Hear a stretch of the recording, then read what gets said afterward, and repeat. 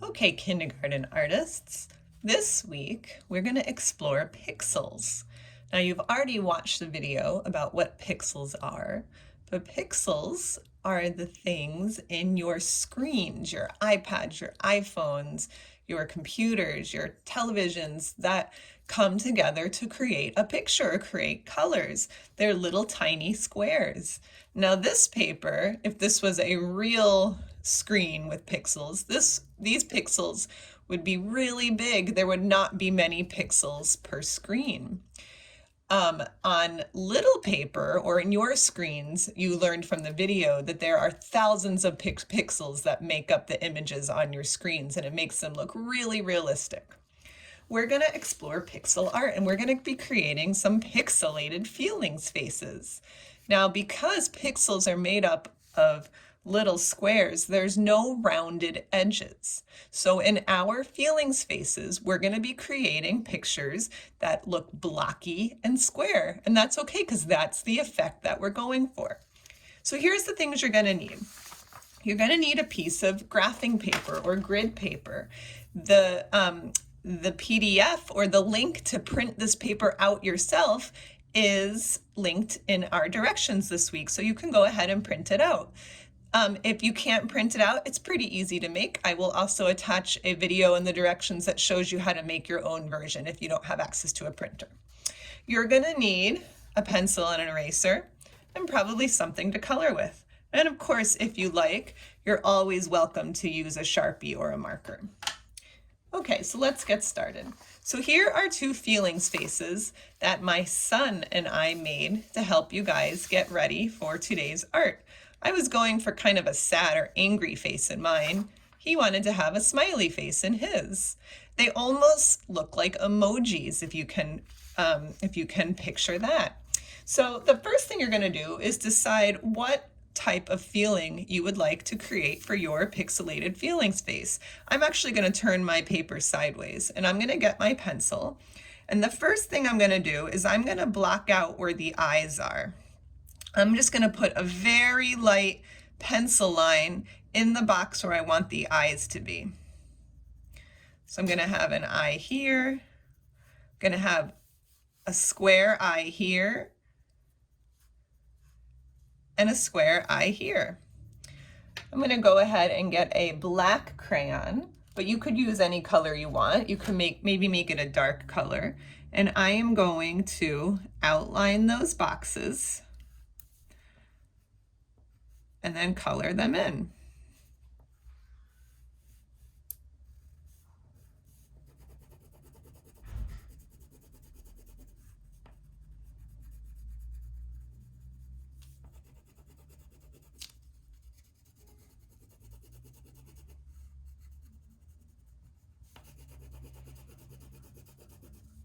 Now you can make your eyes look different ways. They don't have to be solid and square. You could make them be small and one single square. You could make them be an outline and have one square of black and then those squares be white and make it look like an eye with a pupil. So you could use your creativity to create these squares for your pixelated emoji or pixelated feeling space. And again, think about what the shape of your eyes would be depending on how your face is feeling. Okay, now I'm gonna make a mouth for my face. And I think this is gonna be a surprised face. So I am going to, let's see how I'm gonna fit that in there. I'm gonna have my face, I'm gonna get my pencil again, and I'm gonna put a little pencil mark in all the squares that are gonna make up my surprised face. Now I'm gonna outline them. I'm also outlining in the inside, because when you have a surprised face, isn't your mouth kind of making like an O shape? So I don't want to color that in, but I do want to color the pixels or the squares around that shape.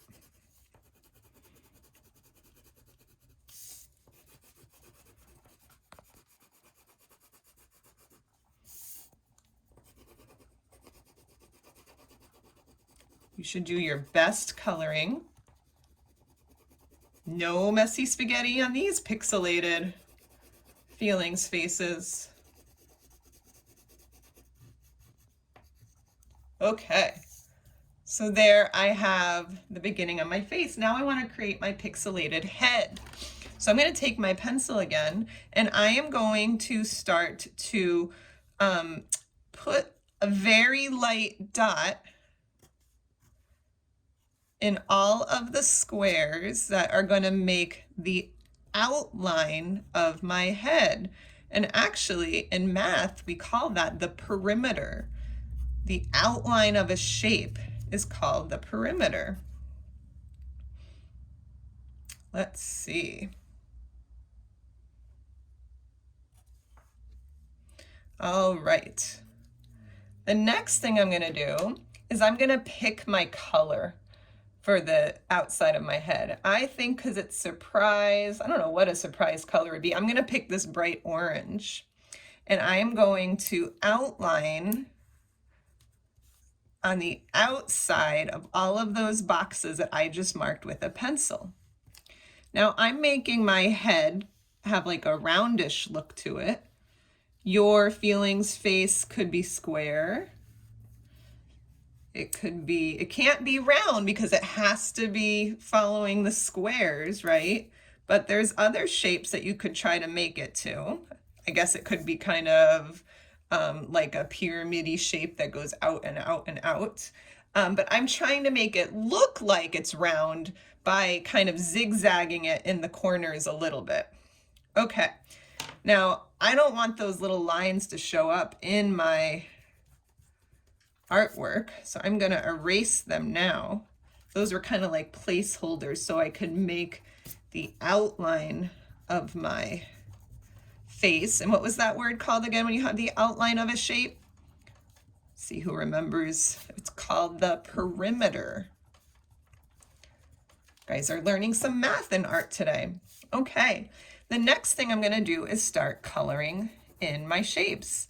Now, the other interesting thing about pixelated artwork is that sometimes it alternates colors with different values or different lights and darks of the same color. So you could try that out when you're coloring, not necessarily in a pattern. It's not predictable, but you might see like a couple of lighter or darker squares kind of splattered in, mixed into your original color to make your artwork.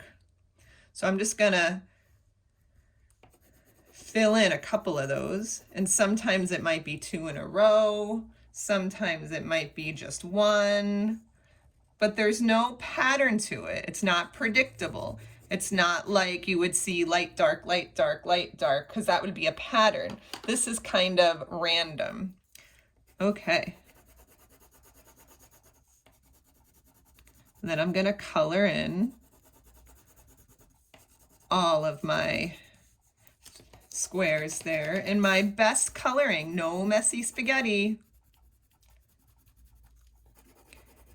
Now, by outlining these shapes first, we were able to create a border that's going to help us with our craftsmanship and help us keep our coloring nice and neat, to do our best craftsmanship when we color.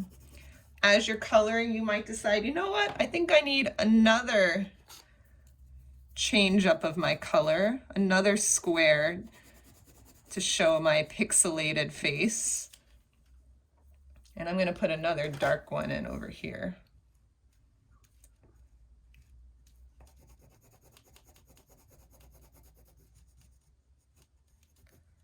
Okay, now I think I'm ready to finish coloring it in. Now, as you're finishing up your face, I also want you to think about the background. What color is going to look its best with the color that you chose for your pixelated face? I think I'm using orange, and a color that looks really nice with orange is blue because they are complementary colors. They are opposite on the color wheel. Blue and orange are a pair. So when we color in orange or any color, red goes with green, purple goes with yellow, and blue goes with orange. Those are all complementary pairs. And I'm trying to think of a color that might look nice in the background. That's a good one to pick. It's complement, because those colors complement to each other. That word means that they go together. They're nice to each other, or look nice with each other. So I think I'm gonna pick a color blue for my background, a shade of blue, and that's gonna help my face pop right out of the paper and really stand out. So I have this bright orange head with some pixelated squares in there, and then a nice blue background. So let me find a blue that's gonna look good. I kind of picked this electric orange. I think I'll pick kind of like a calming blue. Or I could have picked a really dark blue. And I'm gonna carefully color in my background. As I'm finishing coloring in, I'm just gonna tell you guys how much I've enjoying seeing you post your artwork on my Padlet or in Artsonia, and I hope that you continue to do that and show me your pixelated works of art. I also wanted to tell you that there are other ways you could approach this problem this week, our art problem, our art challenge to make a pixelated face. Legos. You could create squares of Legos and make them into a face. Squares or Lego tiles. If you are a Lego expert, you know what those different pieces are called. They would probably need to be squares though, not the brick rectangular pieces, the brick square pieces, so a 2x2. Also, if you have those beads that you iron and they stick together, I forget what those are called right now, but even though those are circles, those kind of could be the idea of a pixelated work of art. You could put some of those together to show your pixelated face. It doesn't have to be on paper. You can use what you know. Okay, I'm gonna zoom in a little bit so you guys can see my pixelated face. I actually wish I had picked a darker blue because it's a little hard to see, but that is okay.